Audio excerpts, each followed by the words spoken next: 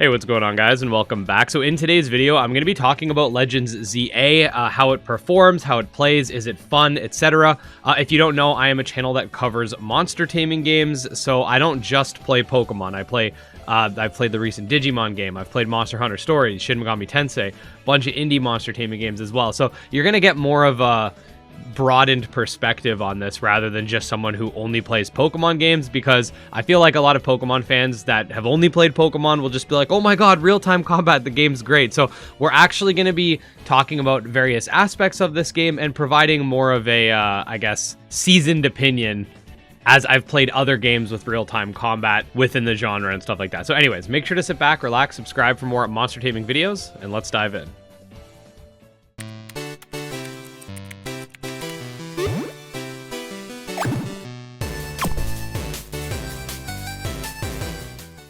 Okay, so this isn't going to be like a full review. I've put some hours into the game, but I usually like to complete a game in its entirety before publishing something like that. But some of you guys wanted to hear some of my opinions of the game, because apparently my opinions actually matter to some of you. I don't know why, but anyways, today's video is going to sort of be off the cuff. I don't have a script. I'm just kind of giving you guys my thoughts directly after playing. I played a bit on stream yesterday, and I've also been playing this morning. So that's what we're going to do here. I'm just going to have some gameplay on screen that I recorded between either the stream or just something I recorded on my own. Haven't decided yet, but I'm going to be talking about visuals, performance, gameplay, etc. So starting off with the visuals, yes, the game visually is definitely not up to current standards. The game doesn't look as bad as everybody's acting. Like, people are acting like it looks like a PS1 game. That's definitely not the case, though I will say one of you guys did point out in my stream that the wheels on the cars are actually like octagons instead of actual circles, so there's that. But the visuals are kind of bland, I'm not gonna lie. The Pokemon models haven't really seen any major improvements.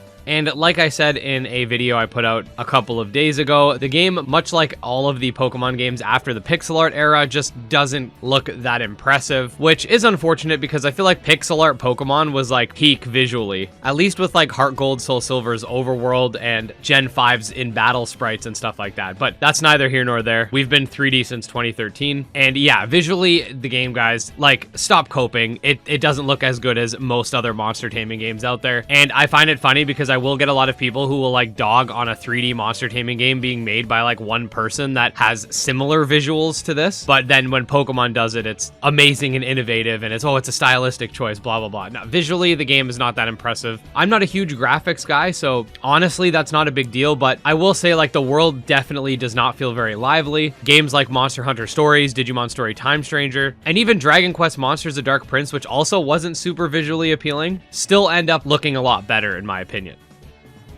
In terms of performance on the Switch 2, you're still only going to get 30 frames per second, coming literally right after playing Digimon Story Time Stranger on PC, because PS5 apparently is locked to 30 FPS, but it just felt very choppy.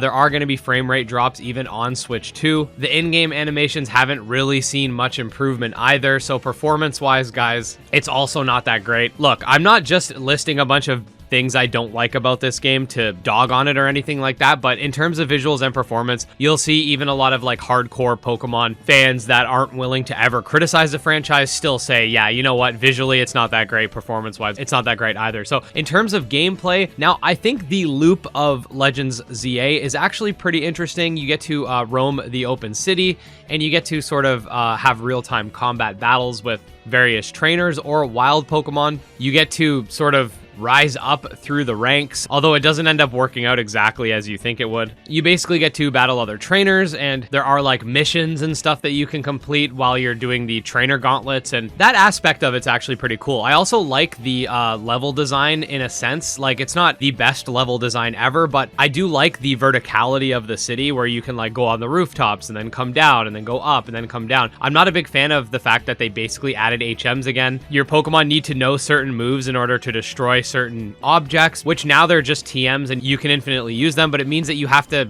use a Pokemon in your party with that move, which is annoying.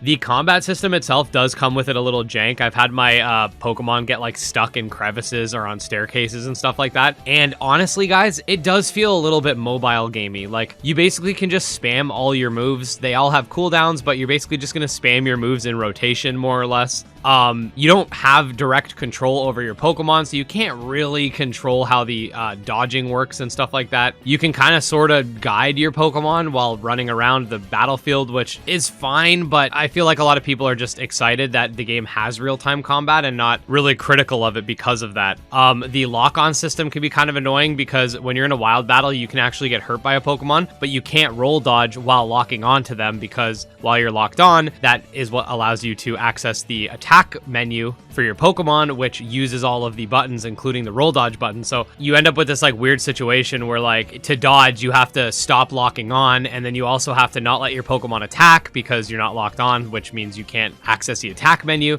And it just ends up feeling kind of weird. I don't like that aspect of it.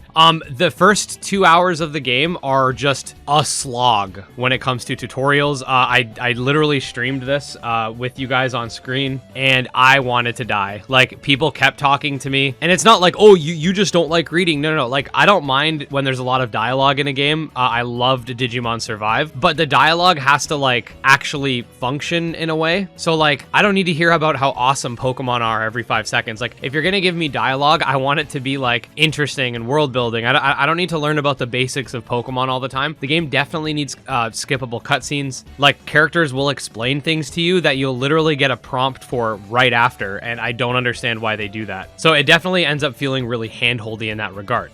Now, I'm not really going to say much about the Pokemon designs. I know usually like when I break down a monster taming game, I'll go into like monster designs and stuff like that. The new Mega Evolutions for me are like hit or miss. Like, some of them look really stupid and then some of them look pretty cool. That's not like even a modern Pokemon thing. That's just like a Pokemon thing in general. Like, a lot of people will hail Gen 5 as like the best generation now, and like they have some really like stupid designs in Gen 5, like, let's be real. And a lot of the generations have like some stinkers and other goats, so I'm not necessarily like, oh, the Megas all suck. Like a lot of people hated on Mega Dragonite. I thought Mega Dragonite was cool. I think Mega Victory Bell looks stupid. That's basically just a personal preference thing, but all in all, so far, Legends EA is an interesting concept, and I feel like the idea behind it was good, but I feel like in execution, there's a lot of shortcomings, including the oversimplistic combat system, which just feels like you're button mashing, and like, I don't know why they didn't just let you take direct control over the Pokemon so you could like control how it dodges and stuff like that. I feel like that would have been a lot more fun and intuitive. The performance isn't very good. The visuals aren't very good compared to other games in the genre. It is a full-priced premium experience, and there are games that also are full priced or less that end up looking a lot better and playing a lot better. Now, I know a lot of you guys are just going to get it because it's Pokemon, so like, I'm not going to try to convince you not to, but what I will say is that don't expect this game to be some like huge revolutionary step for the franchise. It's just another entry in the series, and honestly, I really wish they would spend more time refining their systems rather than just like filing patents and discouraging other developers to improve upon them themselves. But yeah, let me know what you guys think.